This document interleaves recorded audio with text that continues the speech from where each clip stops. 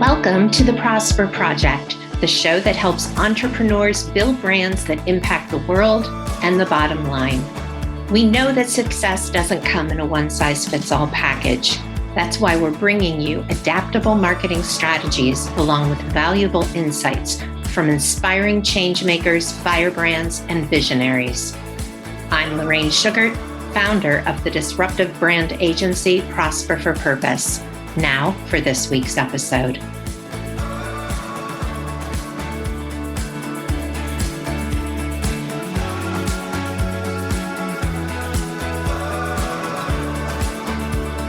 Hello and welcome. Today I want to talk about optimizing business growth. Many early entrepreneurs want to know how they can create a sustainable revenue model without spending 6 months or even a year to achieve it. And virtually every business owner wants to continue to grow their business rather than hitting a plateau. So today I'm going to share some insights based on what I've learned in my 9 years running Prosper for Purpose, my PR and marketing agency. I'm going to share 4 key areas of focus that have helped me, and I encourage you to think about which of these 4 areas you might need to focus on for your business. The 4 are tools, people, expertise, and mindset. Big categories. I could spend a whole episode on each one, but today I'm going to give you an overview so you can assess which area you may need to work in. Each of these 4 areas requires an investment, of course, either in time or money, or both. And if you feel resistant to that as I say it, let me just remind you that what you've done so far has gotten you to this point, but it will not get you to the next level. I have experienced this firsthand. There's an expression that I like that says, if you always do what you've always done, you will keep on reaping the same results that you've always reaped. So if you want different results, you have to do things differently. And what I've learned is that at every level of the business, you're making adjustments. You're making adjustments to what you're doing and how you're doing it. And that is really the only way to continue to grow. So the first key is tools. And we all have heard the statistic that 20% of our time produces 80% of our results. And so mathematically speaking, we want to spend more time on the 20% that's moving the needle to scale our business, right? That gets us those results. So the question is, what will reduce the time we currently spend on tasks that we've been giving 80% of our time to? And one of the answers is tools. So by tools, I mean not only software, but also the systems and processes that can help you to accomplish your tasks better and faster. So what kinds of tools go into a business? There's literally 100 different types, but let's see, mainly they fall into, I'm going to say 3 categories. So first, of course, there's your communication tools like your email server or your customer relationship management tool, which is usually used to distribute your email, manage your email list, and potentially even keep track of engagements via email, someone responding to you or setting up a virtual call or any touch points along the way. There's also social media schedulers. There are so many out there that you can use, from Buffer to Planoly to Sprout Social, which our agency uses. Then you have your project management tools and your timekeeping tools, both of which, when used the right way, can help you evaluate your profitability. Active Collab, Basecamp, Monday, Trello, there's so many choices out there to help you and your team maximize the time that you are spending.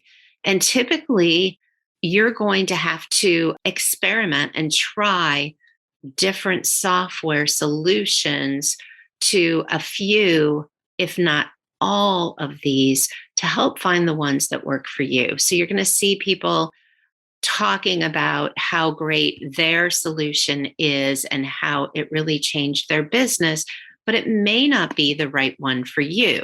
So that's where, you have to get in. It's like a pair of shoes, try it on, see how they fit, how it works for you. And if it doesn't work, try something else. You want to give it some time, but you're going to know within a few months if it's the right system for you. So, another category is analytical tools like your Google Analytics.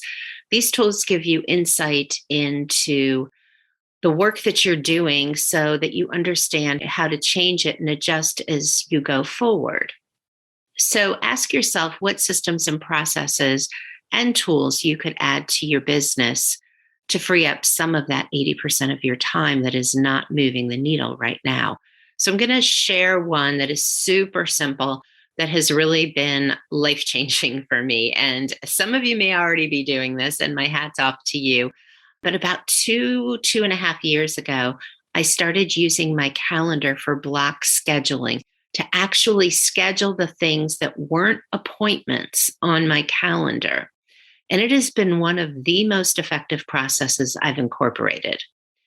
It's helped me ensure that I'm maximizing the time that I spend on things. And most of all, that I'm keeping the commitments that I make to myself by blocking out and dedicating the time I need to do everything. I use it for strategizing for my clients, for marketing my business, for writing articles. And if it's not scheduled, it typically doesn't happen. Some of these tools and processes that I'm talking about, other than the calendar blocking, can obviously be delegated to other people on your team if you have people on your team. They could be delegated internally or they could be outsourced. So it could look like hiring a bookkeeper or a project manager or even a social media assistant. So I invite you to think about the things that you are spending time on, probably just in an effort to save money, that you could delegate or move to some form of automation because they're not directly moving your business forward. And with the money that you invest, you will find that you become more profitable because you're spending your time in that 20%. The second key that I want to share with you is people, which is obviously another kind of resource, right? So, who are the people that you surround yourself with? And here, the first group that we all go to is the people who work for you or with you. These individuals are, of course, a critical resource for your business. To aid in the growth of your company, though, they need to not only fulfill the role that you hired them for, but also to have passion for what the company stands for and to understand how their role contributes to furthering the purpose of the organization.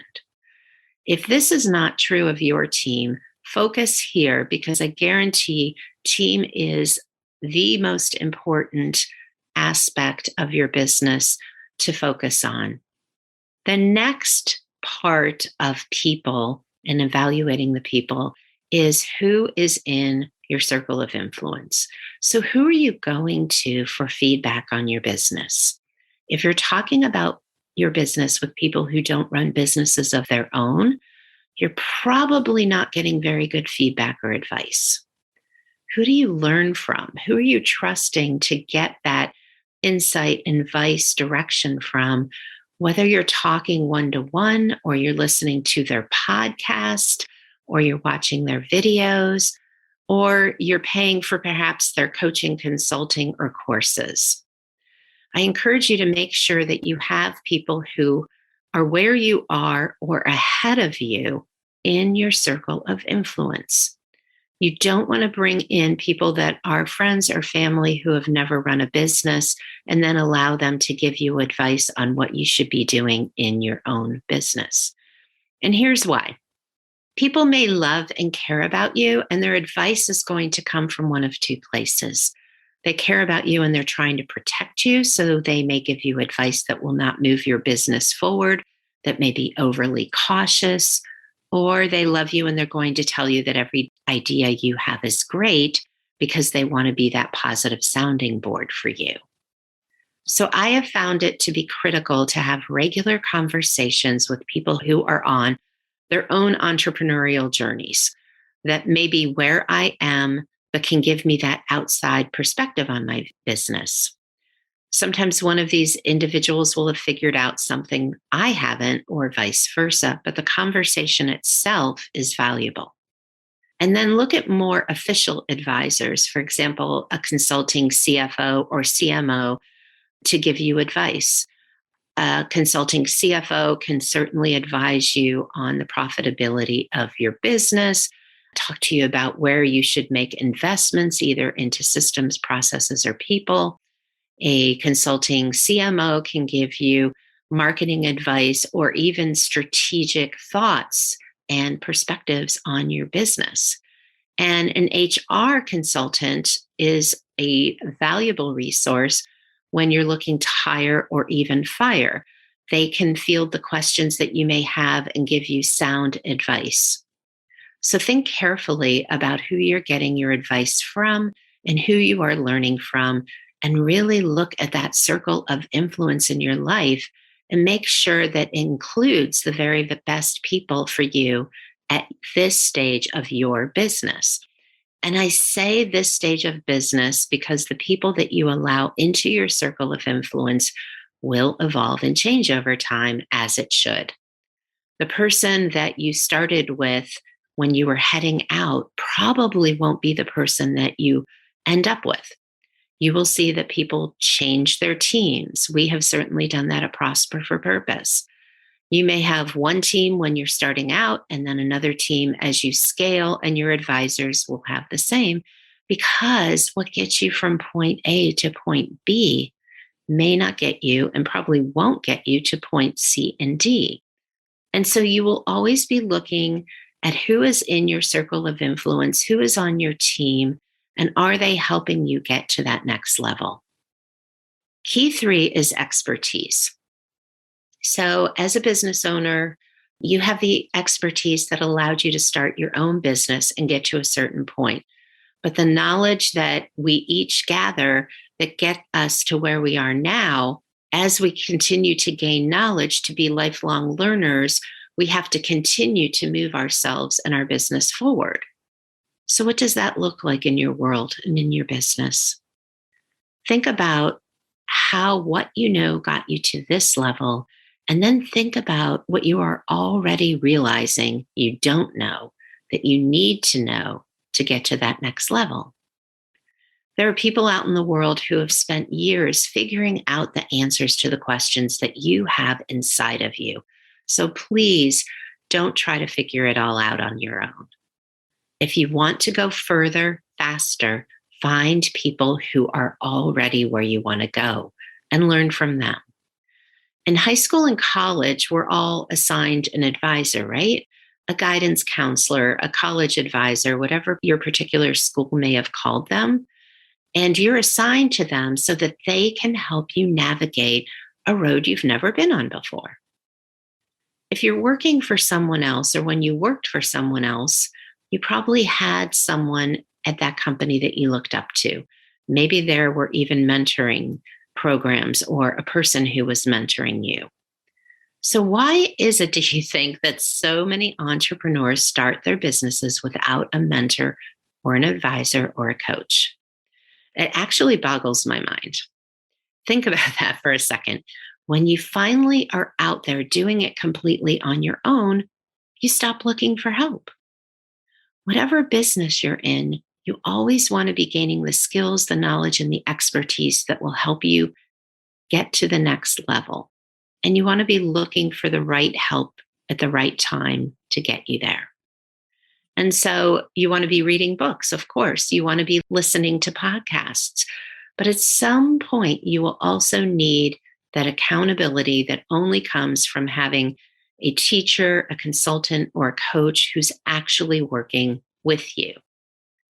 And so I would say to anyone who has never had a coach or has hit a plateau and isn't working with a coach or consultant now, that that is something that you really want to consider. Ask yourself, what is the next thing that I really need to take my business to the next level? And who is the best person to help me get there? Right? Coaching and training and outside expertise is just so important.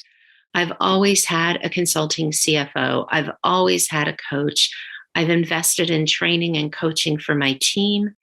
It's just something that we know that we have to do in order to be lifelong learners and to be applying our knowledge so that we can get ourselves, both personally and professionally, to the next level. So, what does that look like for you? I hope that this is resonating with you. Okay, so let's move on to the fourth and final key, which is mindset. Again, we could definitely do a whole session on this, but what kind of mindset do you think you need to get yourself to the next level?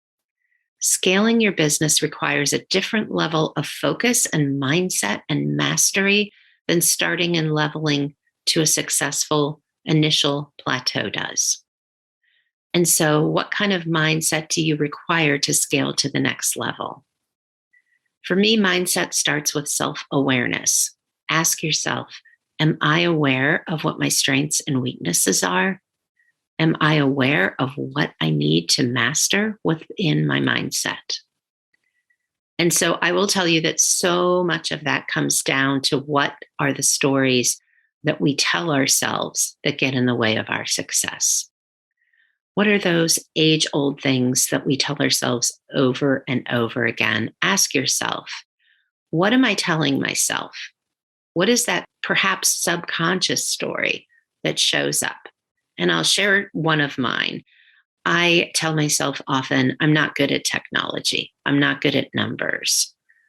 I really don't understand the flaws with getting back on the internet 5 minutes after I take a break to go get a fresh cup of coffee. Maybe for you, it's I really don't understand marketing. I really don't understand who I need to hire. When we tell ourselves that, we're telling ourselves a story that becomes a kind of self-fulfilling prophecy.